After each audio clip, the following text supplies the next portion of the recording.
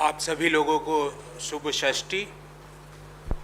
माँ कात्यायनी को याद करके आज की विशेष प्रेस वार्ता में शुरुआत करना चाहूँगा। आप सभी को सादर नमस्कार। साथियों, आज की प्रेस वार्ता एक बहुत महत्वपूर्ण मुद्दे पर है और वो महत्वपूर्ण मुद्दा है भगोड़ों का साथ, भगोड़ों का विकास। और जो भी मैं शब्द बोलूँगा, जो भी डाटा दूंगा, उसका साथ में एनेक्शर भी संलग्न है। वो मैं आपको दिखाऊंगा भी, आपको मैं दूंगा भी। जो भगोड़ों से किस तरह पैसा वसूल करने का सरकार का और उनको भगाने का किस तरह का सरकार का एक मोडस ऑपरेंडी है, वो आज आपके सामने रखूंगा। सरकार का एक मॉडल बन चुका है कि देश से एक्सपोर्ट करते हैं भगोड़ों को और वो भगोड़े वहां बाहर जाके विदेशी धरती से देश को इंपोर्ट करते हैं उन्हीं की कंपनी में बनी हुई वस्तुएं। Exporting fugitives from India and the same fugitives are importing goods and services and those goods and services were purchased by government of India। यहां से भगोड़ों का निर्यात केंद्र सरकार के, मोदी सरकार के संरक्षण में होता है और वही भगोड़े वहां से सेवाएं व वस्तुएं देश को भेजती है और देश की सरकार उन्हीं भगोड़ों की कंपनियों से वो वस्तुएं खरीदती है। साथियों, मैं बात कर रहा हूं संदेशरा ग्रुप की, क्योंकि ये लाइन खत्म ही नहीं हो पा रही है। नीरव मोदी, मेहुल चौकसी, विजय माल्या, संदेशरा, जो ही ईडी की इनके ऊपर कार्रवाई चालू होती है ये देश छोड़ के चले जाते हैं। इनको कोई रोक टोक नहीं होती। वापस लाने के नाम पे वो कहते हैं वहां पे इंटरपोल के नोटिसेस वो खारिज करवा देते हैं। सरकार उस पर चुप्पी साधे रहती है और वहां से वो सेवाएं और वस्तुएं भेजते हैं जो भारत सरकार खरीदती है। और ये सब कुछ हो रहा है जब भारत सरकार ने उनको भगोड़ा घोषित कर दिया। They were termed as fugitive economic offenders by government of India, and the same government of India is purchasing goods and services from fugitives, and I will give you all evidences for that। साथियों, पिछले 7 सालों में public sector bank का पैसा लो, देश के लोगों का पैसा लो, सरकारी संरक्षण में फ्लाइट पकड़ के विदेशी धरती पे जाओ, वहां से बीच पे रेस्ट करते हुए, आराम फरमाते हुए फोटोएं देश को भेजो। और अब एक कदम आगे और हो गया कि वहां से वस्तुएं और सेवाएं देश को बेचो और देश की सरकार उन भगोड़ों से खरीद रही है। Dupe banks run away with public money, relax at various foreign locations, and now one thing is added that government of India buys goods and services from these fugitives। देश का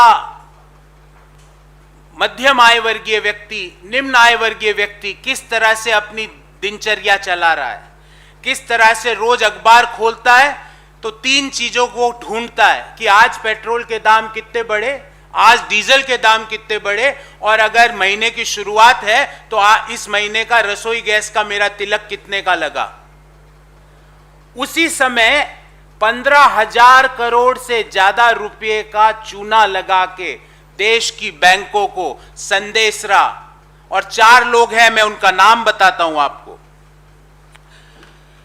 नितिन संदेशरा, चेतन संदेशरा, दीप्ति संदेशरा और हितेश कुमार नरेंद्र भाई पटेल, इन चारों ने 15,000 करोड़ रुपए का देश को चूना लगाया, देश की बैंकों का पैसा लिया 2017 अक्टूबर में। और ये क्रोनोलॉजी समझिए, नितिन संदेशरा,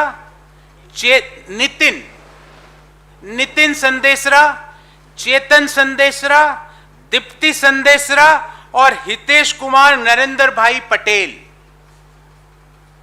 इन चारों ने देश की बैंकों को 15,000 करोड़ रुपए से ज्यादा का चूना लगाया। देश की बैंकों का पैसा साइफन ऑफ किया। 2017 में अक्टूबर में, और ये क्रोनोलॉजी समझिए साथियों, अक्टूबर 2017 में ईडी इनके खिलाफ केस दर्ज करती है और केस दर्ज करने के कुछ दिनों पहले ये देश छोड़ के चले जाते हैं। अक्टूबर 2017 में, सितंबर 2020 में एक विशेष न्यायालय इन सभी को, नितिन संदेशरा, चेतन संदेशरा, दीप्ति संदेशरा और हितेश कुमार नरेंद्र भाई पटेल को इकोनॉमिक फ्यूजिटिव ऑफेंडर्स बोलती है, मतलब आर्थिक अपराध के भगोड़े इनको घोषित करती है सितंबर 2020 में। 2017 में ईडी, पता नहीं इनका ऐसा क्या कम्युनिकेशन है कि जो ही ईडी केस दर्ज करे उससे थोड़े दिन पहले ये देश छोड़ के निकल जाते हैं। कभी पता लगता है अल्बेनिया है, कभी पता लगता है नाइजीरिया है, पर मैं आज आपको सब बताऊंगा ये है कहां और कर क्या रहे हैं। उस दौरान जनवरी, और ये बहुत महत्वपूर्ण बात मैं बोल रहा हूं, जनवरी 1, 2018 से लेकर 31 मई 2020 तक, अर्थात इस जनवरी से लेकर मई 31, 2020 तक इनकी कंपनी जो नाइजीरिया में है जिसका नाम है सिप्को, SEEPCO, उस कंपनी से भारत की ऑयल PSUs जिसमें IOCL, BPCL, HPCL 5,701 करोड़ का क्रूड ऑयल खरीदती है और ये भगोड़े घोषित हुए हैं। ये जानकारी एक RTI में खुलासा होता है इसका, और मेरे पास जो डाटा है वो 2020 तक का ही है, मई 31, 2020 का, पर उसके बाद भी जो कस्टम्स के बिल ऑफ एंट्री के डाटा है उसमें वो purchase of crude oil from the Sandesara भगोड़ास इज स्टिल कंटिन्यूइंग, ये अभी तक नहीं रुका है। और आपको जान के आश्चर्य होगा साथियों, मेरे रोंगटे खड़े हो गए ये देख के कि एक टैंकर 1 नवंबर 2021 को पारादीप पोर्ट पे आ रहा है, रास्ते में, उसकी डिटेल भी मैंने आपको एनेक्सर 3 में दी है और मैं आपको उसकी डिटेल दिखाना चाहता हूं कि ये इनका टैंकर है। ये मैंने ऑनलाइन इनका पता लगाया कि ये टैंकर कहां है और इसका एक्सपेक्टेड टाइम ऑफ अराइवल क्या है, और इस टैंकर का एक्सपेक्टेड टाइम ऑफ अराइवल है पारादीप पोर्ट में 1 नवंबर को। और ये कौन भेज रहा है? ये टैंकर, इस शिप का नाम है सिफनोस। ये सिफनोस शिप में किसका तेल है? ये सिप्को कंपनी का तेल है। ये सिप्को किसकी कंपनी है नाइजीरिया में? ये सिप्को संदेशरा बंधुओं की कंपनी है जिनके नाम आर्थिक भगोड़े हैं। और मैं आपको एक और पेज दिखाना चाहता हूं, बहुत महत्वपूर्ण है। ये सिप्को की वेबसाइट से लिया है मैंने ये पेज। इस सिप्को में लिखा हुआ है कि जो क्रूड ऑयल, जिसका नाम, उस क्रूड ऑयल का नाम है ओक्यूबॉम, OKWUIBOME, ओक्यूबॉम। ये ओक्यूबॉम नाम का क्रूड ऑयल सिर्फ सिप्को बेचती है। ये इसका सिप्को की वेबसाइट से मैंने ये आपको अटैच एनेक्सर 2 में डाला है। आप भगोड़े घोषित करने के बाद भी उससे खरीदे जा रहे हो। ईडी केस दायर करता है, उसके बाद भी 5,800 करोड़ रुपए का तेल आप उससे खरीदे जा रहे हो। और तो और एक बहुत चौंकाने वाला तथ्य और सामने आता है पेंडोरा पेपर्स में कि इन संदेशरा बंधुओं ने, ये नितिन संदेशरा, चेतन संदेशरा, इनकी परिवार के लोगों ने पेंडोरा पेपर्स में 6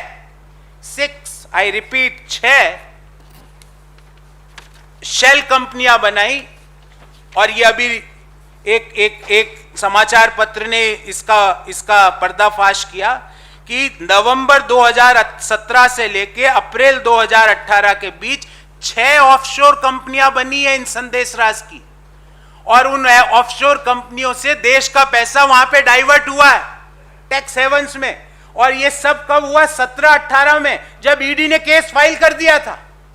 ईडी का केस फाइल हुआ है, ऑफशोर शेल कंपनियां बन रही है, सरकारी बैंकों का पैसा बाहर जा रहा है, व्यक्ति बाहर जा रहा है और वहां से वो तेल बेच रहा है और भारत सरकार उसको खरीद रही है।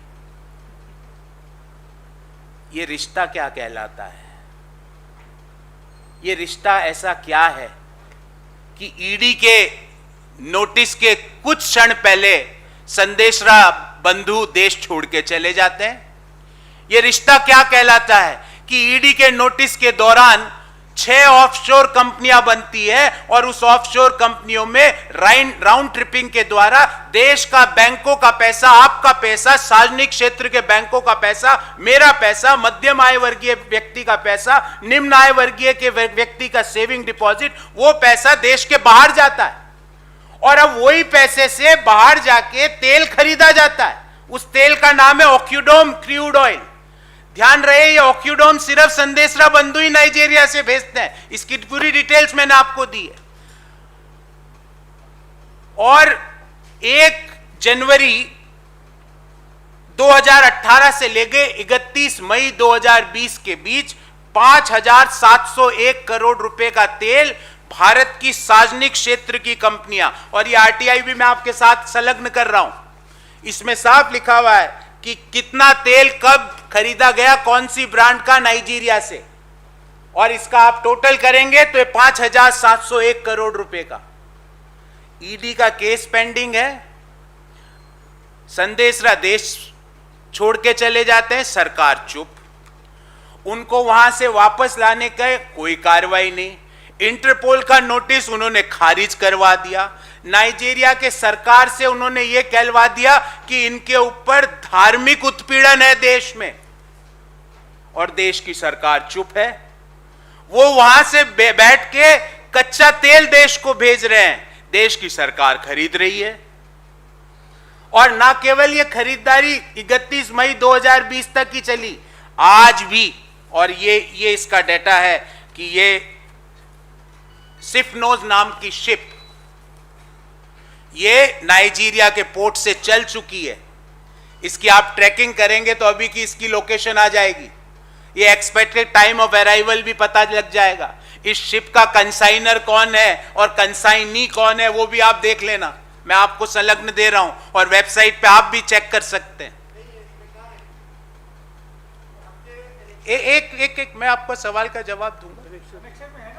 इस शिपनोस नाम की शिप कहां पर है, इसकी क्या लोकेशन है, ये तेल लेके कहां से चली, ये कौन से पोर्ट पे आएगी, कितने तारीख को आएगी, इसकी डिटेल पेज नंबर 5 और पेज नंबर 6 पर है मेरी प्रेस रिलीज के। पेज नंबर 5 और 6 एनेक्सर 3, उसमें पूरी डिटेल है, आप इसको पढ़ेंगे तो।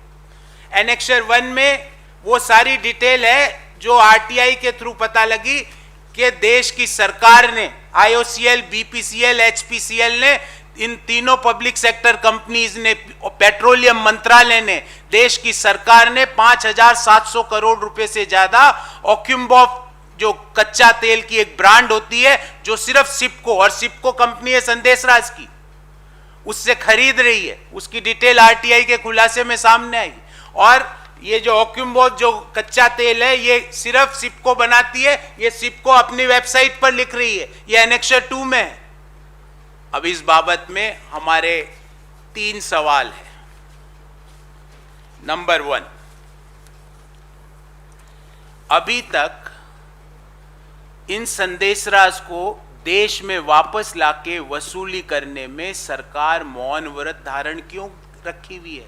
ये वैसा ही मौन व्रत है जब आशीष मिश्रा खुलेआम जीप के टायरों के नीचे अब किसानों को रौंदता है, दिल्ली में बैठी सरकार मौन व्रत पे है, वैसा ही ये मौन व्रत है।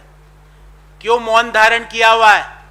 हमारा पहला सवाल है कि क्या बैंक्स और सेंट्रल एजेंसीज देश के अन्य जो लोन के डिफॉल्टर्स हैं उनसे भी ऐसा ही बर्ताव करती है?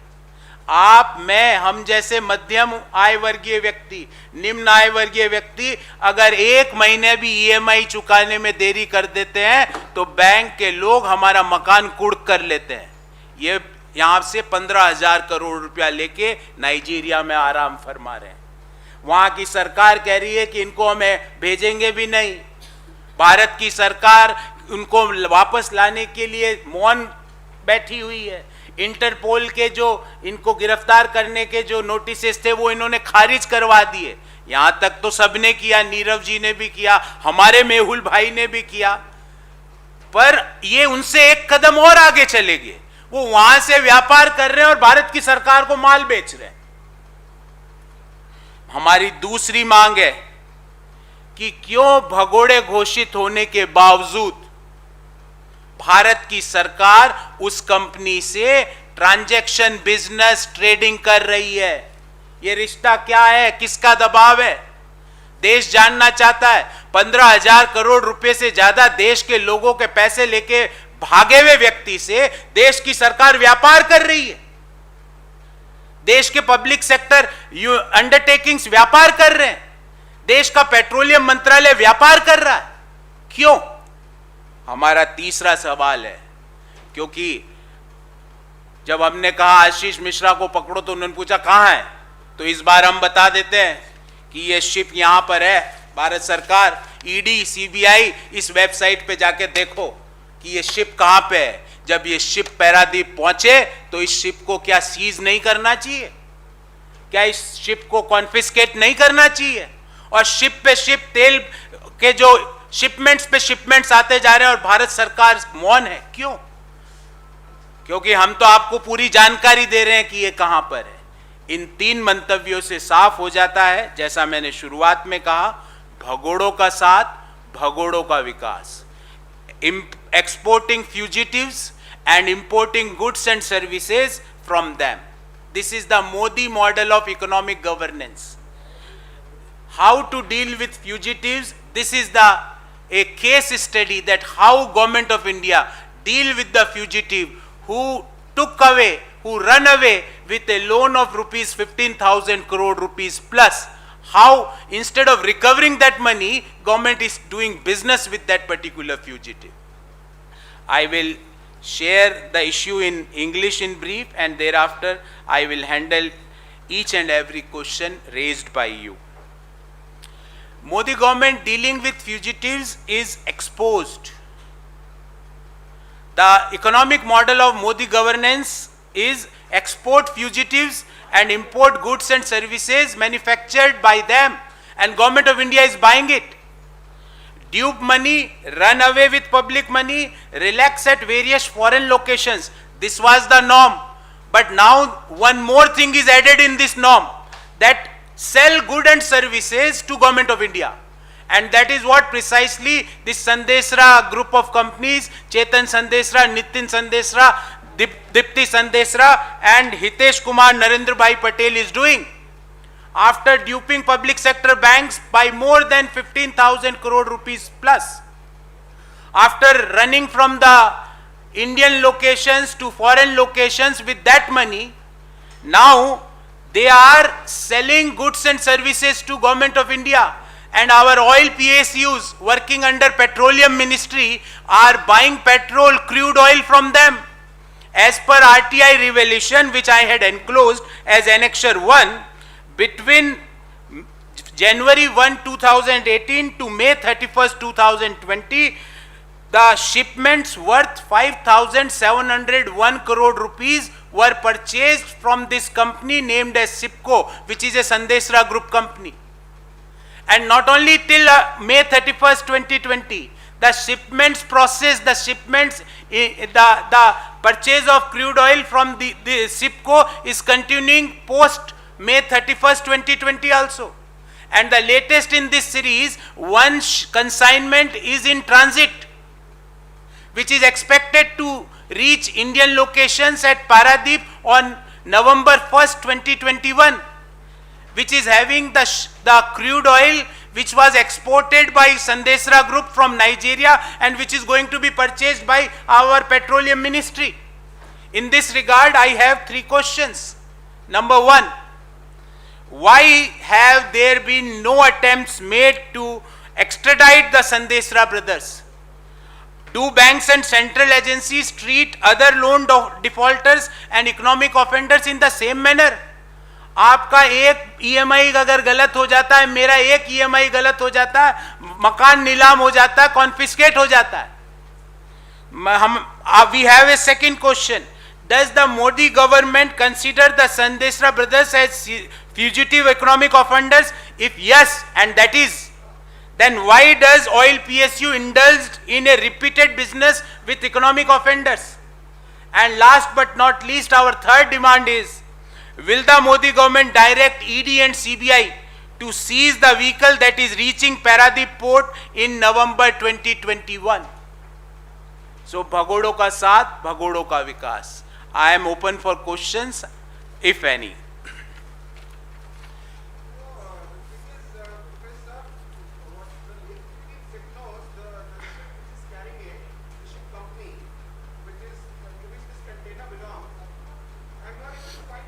I am giving. You please refer Annexure 3. Okay, now please try to relate what I am saying on Annexure 3, page number 5. Reported destination Nigeria, Tulja. Tulja Bhavani is the port, offshore port of SIPCO. So from there this shipment had started. Okay, Sifnos is the name of ship. Sifnos took this consignment from Tulja Bhavani. Tulja is the name of offshore port which is owned by SIPCO company. And you can see here on the same page, India Paradip, expected ETA means expected time of arrival. Okay, on November 1, 00:30 hours. Okay, and this is the speed which is not directly related to us. Now, the current position of Sifnos, please turn the page, move to page number 6. Okay, move to the next page. Page number 6 of the same file. The current position of Sifnos is at South Africa at coordinates at 33.51 southward, 17.69 east.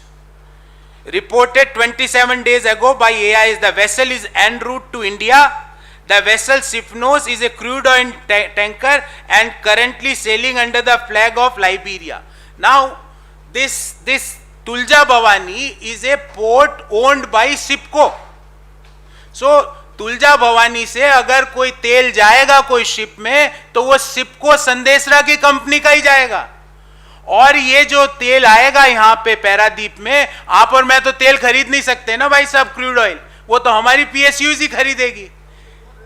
मैं उस पे भी आ रहा हूँ, आपको उस पे भी बता रहा हूँ. अब आप एनेक्शर नंबर 1 पे आ जाइए. Annexure number 1, point number 1, import details of Occubomb crude oil from Nigeria. और ये Occubomb सिर्फ सिपको बनाता है, ये ग्रेड है, जैसे अपने ग्रेड होता है petrol, highly refined, super petrol, normal petrol, ये Occubomb is the name of crude oil. ये Occubomb सिर्फ संदेशरा बंधुओं की कंपनी बनाती है, और यहां नाइजीरिया से इतना आया है. आप इनको देखेंगे, इस सबको टोटल करेंगे तो ये 5,700 कुछ करोड़ रुपया जो मैंने आपको बताया वो निकलेगा. Is a oil tanker owned by Sandesara group. ये ऑयल टैंकर कैसे होता है आपको, मतलब I will narrate in 10 seconds. नहीं, मैं क्योंकि आपको समझना जरूरी है. पहले छोटे वेसल से मिड सी में तेल ट्रांसफर होता है, तो वहां पे एक स्टेशनड शिप्स होते हैं. स्टेशन शिप है वो तुलजा भवानी, जो संदेशरा ग्रुप का शिप है.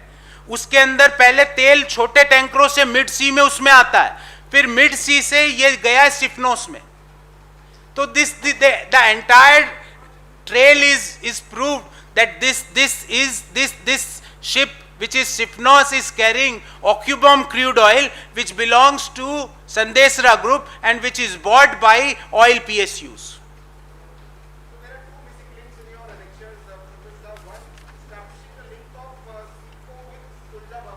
Okay. Okay.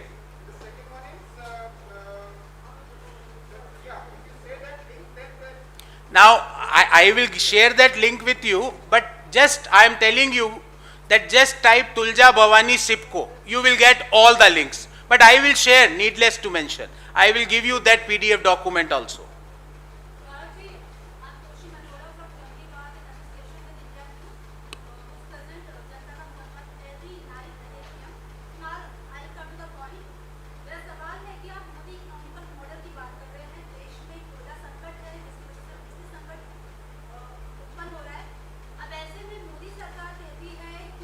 मैम कोयले का मैं जवाब दे दूंगा. Anything to do with this PC I will answer first of all, but I will answer your question, important question, believe me, in the same PC, in today's PC I will answer your.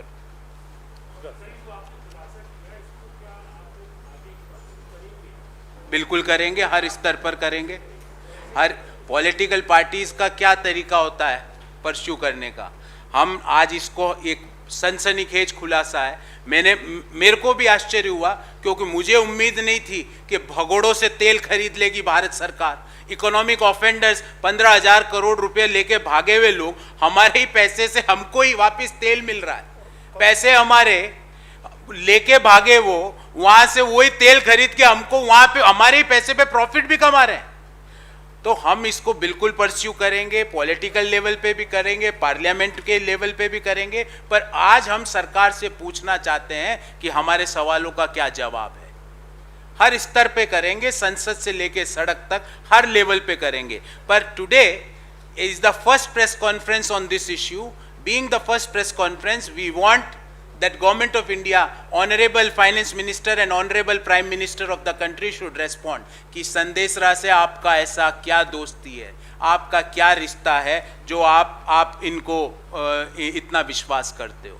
तो that is what we want to say कि भगोड़ों का साथ, भगोड़ों का विकास, that is your economic model. And I am giving you all statistics and all documents based on my own research on this issue.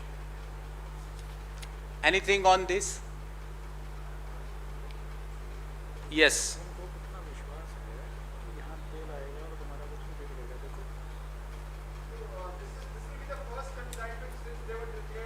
No. Since they were declared consignments, there was a series of consignments. But let me complete. I can give you the details based on the bill of entry from the customs depot. I had all those data also with me. But I gave only the RTI inputs, the responses of RTI by Government of India. Before and after, the same pace is there. And I am giving you live example that currently also there is a consignment in mid-sea. Deep ocean में south Africa के पास ship चल रहा है 15 nautical mile per hour की गति से. That also is given. और उनका विश्वास देखिए आप, ये भरोसा देखिए संदेशरा जी का कि वो शिप पे शिप भेजेंगे, तेल पे तेल भेजेंगे, सरकार कुछ नहीं कर सकती उनका. How the fugitives are having this type of courage. Fugitives के पास इस तरह की पराक्रम, ऐसा करेज कैसे आता है? जी ma'am, anything on this? Okay जी मैम.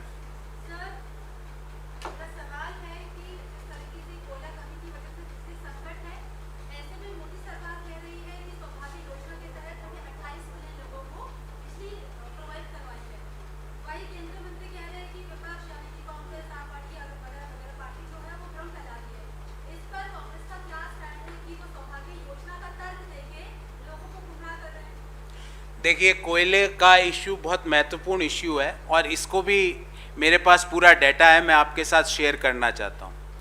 कोई भी लॉजिस्टिक या सप्लाई चेन के 5 नियम होते हैं: right time, right quantity, right person, right speed और राइट पर्सन. अब देश के राज्य कह रहे हैं, उनके जो बिजली बनाने वाले कारखाने कह रहे हैं कि उनके पास 3 से 4 दिन का, 2 दिन का कोयला बचा है. तो क्या केंद्र सरकार को ये पता ही नहीं कि कोयला किसके पास कितना है? ऐसी नौबत क्यों आई? ऐसी नौबत इसलिए आई क्योंकि आप सिर्फ ऑप्टिक्स पे ध्यान देते हो, सब्सटेंस पे ध्यान नहीं देते. आज ये नॉर्म्स होते हैं कि कोयला कंपनियां हैं, जो भी कोल एक्सप्लोरेशन में भारत सरकार की कंपनियां हैं, वो 2-2 महीने का बफर रखती है. आज उनके पास बफर क्यों नहीं है? क्योंकि सरकार उदासीन है. सरकार को पता ही नहीं कि गवर्नेंस में क्या हो रहा है. वो 2 महीने का बफर का उनका स्टॉक रखने का प्रोसेस होता है. अब मान लो, आपको इसकी प्रॉब्लम बताता हूं और इस प्रॉब्लम का एक वे फॉरवर्ड भी बताता हूं. कोयला अगर कोयला कंपनी निकाल भी ले तो कोयले का मूवमेंट देश में सिर्फ ट्रेन से होता है अधिकतम, और ट्रेन की जो रैक कैपेसिटी है वो एक मेजर बॉटलनेक है. सरकार से मेरा अनुरोध है कि ये तूतू मैमे से बाहर निकल के एक ग्रुप बनाए जो कि कोयले को तुरंत जो खान से निकला हुआ कोयला सीधा के सीधा पावर स्टेशंस पे पहुंचाए। दूसरा, जो उद्योग है, जैसे कोयला स्टील में भी यूज होता है और उद्योगों में भी यूज होता है, उसको टाइम बीइंग रोके और कोयला, सारा के सारा कोयला जो बाहर निकल रहा है वो हमारे पावर जनरेटिंग स्टेशंस को पहुंचाए। पर सरकार को कहां समय, वो कह रहे हैं नहीं हमारे पास है, 4 दिन का है। अरे भाई 2 महीने का होना चाहिए। फेस्टिव सीजन है देश में नवरात्रे चल रहे हैं, आगे दशहरा आने वाला, दिवाली आने वाली है। आप तो दिए जगमगाने की बात करते थे, लाइट छीन रहे हो आप हमसे। कोयला है नहीं, स्टेट दर स्टेट पावर कट कर रहे हैं, 1-1, 2-2 घंटे के पावर फेलियर्स हो रहे हैं हर स्टेट में। और इसमें कांग्रेस, बीजेपी और प्रादेशिक दलों की बात नहीं कर रहा हूं, पर गवर्नेंस कहां है? एक आप यूनिट बनाइए मिनिस्ट्री ऑफ पावर लेवल पर, जो ये सुनिश्चित करे कि कोई भी पावर स्टेशन में कोयले का संकट नहीं हो। और जो रेलवे रैक्स हैं कोयले के मूवमेंट के लिए, उसको स्पेशल प्रायोरिटी देके उसके मूवमेंट की गति को बढ़ाइए ताकि ज्यादा से ज्यादा कोयला पहुंच सके। और तीसरा, लास्ट बट नॉट लीस्ट, जो कोयला का अन्य उपभोक्ता है उसके साथ आपने फॉरवर्ड सेल एग्रीमेंट किए हुए हैं, उसको थोड़े दिन के लिए साइड पे लीजिए, क्योंकि इंपॉर्टेंट चीज बिजली है। बिजली के बिना ना तो टेलीकम्युनिकेशन है, ना टेक्नोलॉजी चल सकती है, ना उसके। और ये महत्वपूर्ण जब हो जाता है जब आज मेजॉरिटी ऑफ लोग वर्क फ्रॉम होम कर रहे हैं, तो बिना बिजली के ना तो इंटरनेट चलना है, ना वर्क फ्रॉम होम होना है। पर सरकार उदासीन है, सरकार को कुछ समझ में नहीं आ रहा। ये सेम वैसी बातें कर रहे हैं जैसा उन्होंने ऑक्सीजन संकट के समय की थी। ऑक्सीजन जमशेदपुर में है पर दिल्ली में नहीं है, कोयला आज भी धनबाद में है पर दिल्ली के पावर स्टेशन में, जयपुर के पावर स्टेशन में, कोटा के पावर स्टेशन में नहीं है। तो आपको क्यों नहीं है? क्योंकि आपने उस तरफ ध्यान ही नहीं दिया। बफर स्टॉक होता है कोयले का, उस तरफ आपने ध्यान ही नहीं दिया। अब राज्य सरकारें मांग रही है तो आप उल्टे सीधे जवाब दे रहे हो। मेरा अनुरोध है कि इस मुद्दे पे कुछ चीजें गवर्नेंस की होती है, कुछ चीजें बहुत सीरियस इश्यूज होते हैं, उसमें तू मैं का जवाब नहीं चलता, उसमें रेस्पॉन्स। आप, मेरे को उम्मीद थी कि देश के जो पावर मंत्री है, जो मुझे लगता है कि समझदार व्यक्ति होंगे, पर कल जिस तरह उन्होंने जवाब दिया कि कोयला तो है, चिंता की कोई बात नहीं, तो हम ये राज्य सरकारें बेकार में ही पावर कट कर रही है, ये पावर स्टेशन बेकार में ही कम पावर जनरेट कर रहे हैं। इस तरह की बातें ना करें और लॉजिस्टिक और सप्लाई चेन के जो 5 नियम हैं वो एक ग्रुप बना के उसको पूरा करें। राइट पर्सन को right quantity eight A right time with A right speed मिलना ही सप्लाई चेन होती है। आप कह रहे हैं कि कहीं पर कोयला कम है, कहीं पर ज्यादा है, तो आप कह रहे हैं मैं ये कह रहा हूं कि कोयला देश में 3 राज्यों में होता है अधिकतर, झारखंड, उड़ीसा, छत्तीसगढ़, और कोयले की उपभोक्ता देश का हर कोना है। तो पहली बात तो इन राज्यों में जो पीएसयूज थी वो 2-2 महीने का बफर कोयला रखती थी, आज क्यों नहीं है? क्योंकि आपने ध्यान ही नहीं दिया। अब वो जो प्रोडक्शन कर रही है उसको आप जल्दी से जल्दी देश के कोने में कैसे पहुंचाओगे? कोयले का मूवमेंट ट्रकों से नहीं होता मेरे दोस्त, कोयले का मूवमेंट रेलवे रैक से होता है। तो कैसे आप ज्यादा रेलवे रैक, और अचानक से आप रेलवे रैक इमीडिएटली 2 दिन में बना नहीं सकते कोल के रैक्स। तो आप इन्हीं रैक्स को किस तरह मूव करो, तेज मूव करो, इनकी फ्रीक्वेंसी ऑफ मूवमेंट को बढ़ाओ, इनका जर्नी टाइम को रिड्यूस करो, यही करोगे तो काम होगा। पर आप तो, ये समस्या क्या है, सरकार से आप कोई भी सवाल पूछो वो समस्या ही नहीं मानती है। आप कह रहे हो इकोनॉमी रिसेशन में, बोलती है ही नहीं। अब हम हर राज्य सरकार कह रही कोयले का संकट है, बोले है ही नहीं। ऑक्सीजन का संकट है, बोले है ही नहीं। रेमडेसिविर का संकट है, बोले है ही नहीं। इस अस्पतालों में बेड का संकट है, बोले है ही नहीं। तो आप जब तक समस्या को एक्सेप्ट नहीं करोगे तो आप उसका निदान कैसे करोगे? मैंने तो आपको निदान भी बता दिए। इन 3 राज्यों में कोयले की खदानें हैं, वहां पे 2-2 महीने का बफर रहता था, आज क्यों नहीं है? अब वहां प्रोडक्शन भी होगा तो उसको इमीडिएटली देश के कोने पे कैसे पहुंचाना है, इसके बारे में आपको एक लॉजिस्टिक और सप्लाई चेन का मॉडल बनाना पड़ेगा। सिर्फ टीवी में आके अपने अपराध को कह के कि नहीं ये है ही नहीं, इससे समस्या का हल नहीं होता है।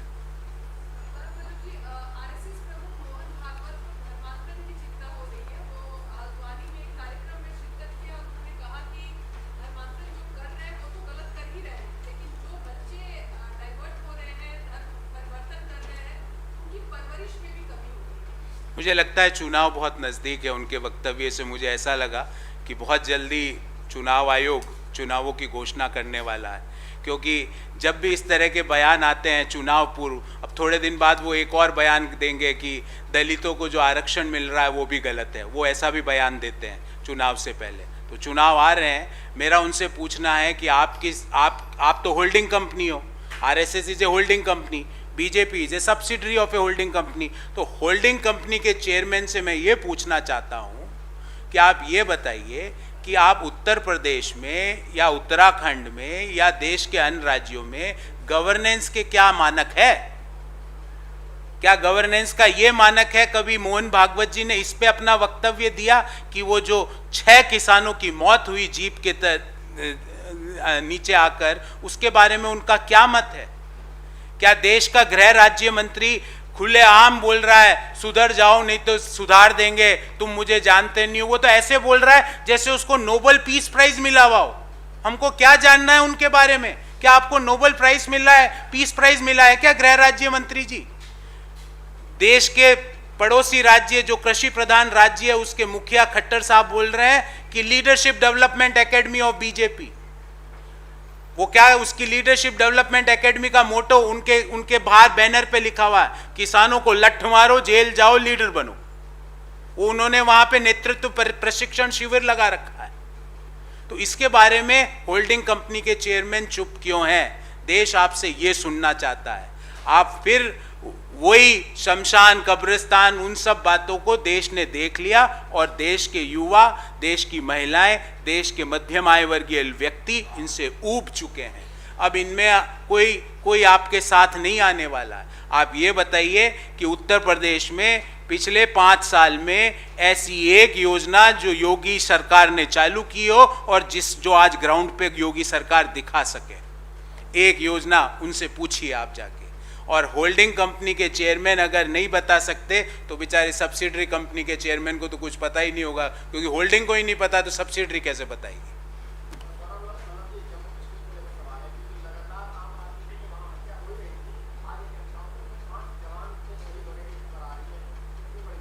देखिए, मेरे को आपके प्रश्न का मैं आप ही से सुन रहा हूँ कि 5 लोगों की शहादत हुई है। ये घाटी फिर से जल रही है। क्यों जल रही है? क्योंकि केंद्र की शासन में है, वहाँ पर कोई राज्य सरकार तो है नहीं।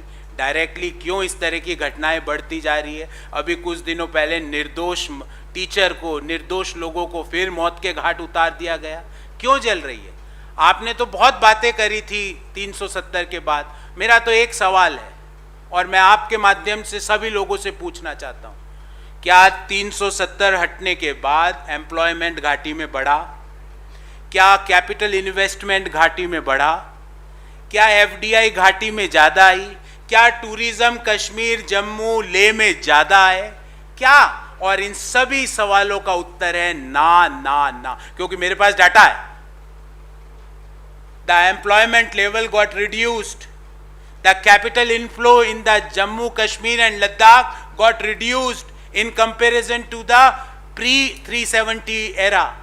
तो इसका मतलब आप जो भी करते हो वो सिर्फ पॉलिटिकल इश्यूज के कारण करते हो, पॉलिटिकल कारणों से करते हो। आपका गवर्नेंस पे, लोगों की जीवन में सुख समृद्धि लाने का कोई उसमें आपका दृष्टिकोण नहीं होता है। और आज आतंकवादियों की घटनाएं, जिस तरह से आतंक की घटनाएं बढ़ती जा रही, और क्योंकि जम्मू कश्मीर में राज्य सरकार नहीं है, केंद्र सरकार ही वहां शासन चला रही है, उनके पैरों तले ऐसी घटनाएं हो रही है। याद करिए, बोला गया था नोटबंदी के बाद टेररिज्म खत्म हो जाएगा। कहां गए वो बोलने वाले? कहां है वो? आजकल तो बनारस में भी नहीं दिखते वो। कहां है वो जो 1 फोन कॉल अवे है? किसानों के कौन से नंबर पे बात करे किसान? एक नंबर दे दीजिए ताकि वहां बात कर सके 1 फोन कॉल अवे वाले व्यक्ति से। तो आपने, आपके कुप्रबंधन ने, कुशासन ने वापिस जो इश्यूज जो कांग्रेस की सरकारों ने सेटल किए थे, आपको जान के आश्चर्य होगा, कांग्रेस का जब वहां पे जम्मू कश्मीर में सरकार थी तब एम्प्लॉयमेंट लेवल बेस्ट था, फॉरेन इनफ्लो आना चालू हो गया था वैली में। पर आज क्या आपने वापिस वो, क्योंकि जब तक आप, because democracy is all about the people, आप लोगों को कॉन्फिडेंस में लेके कोई बात करोगे तो ही लोग साथ में जुड़ेंगे, और लोग जब तक साथ में नहीं जुड़ेंगे ना तो आर्थिक मॉडल आगे बढ़ सकता है, उस दौरान सिर्फ एक ही मॉडल आगे बढ़ सकता है, भगोड़ों का साथ, भगोड़ों का विकास।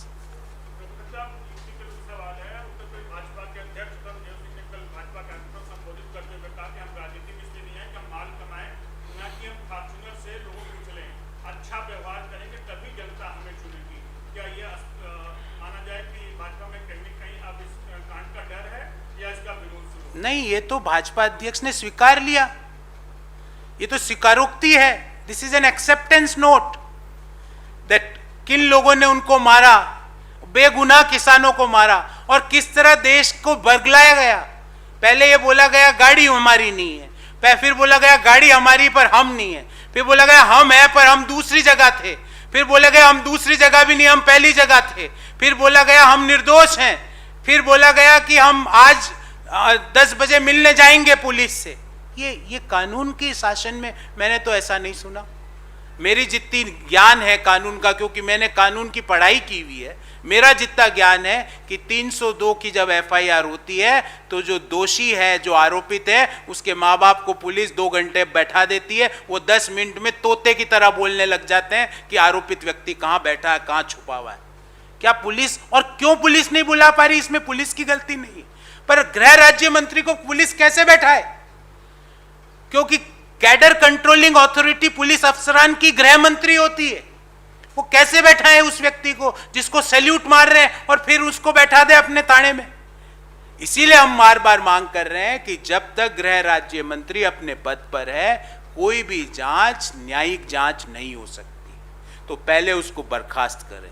दूसरा, सुप्रीम कोर्ट की 2 जजों की अध्यक्षता में टाइम बाउंड, ऐसा नहीं देखेंगे करेंगे, टाइम बाउंड इसका मुद्दे का निस्तारण करे, ताकि देश के लोगों में न्याय व्यवस्था के प्रति सम्मान और विश्वास बढ़े। जी, बहुत बहुत धन्यवाद। आप, थैंक यू।